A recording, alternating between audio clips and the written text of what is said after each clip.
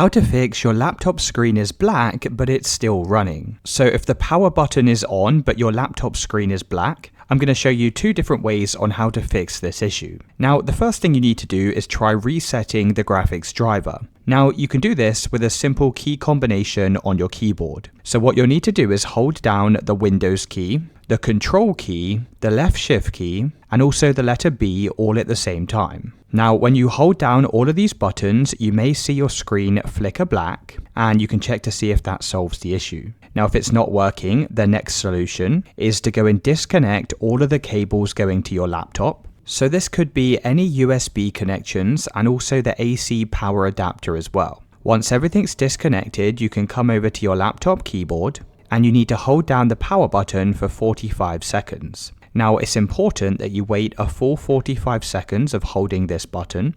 So even when the screen goes black, just continue to hold this button down. After 45 seconds have passed, you can then release the power button. You can then replug your laptop back into the AC power adapter. You can then press the power button down for a couple of seconds and your laptop should now turn on.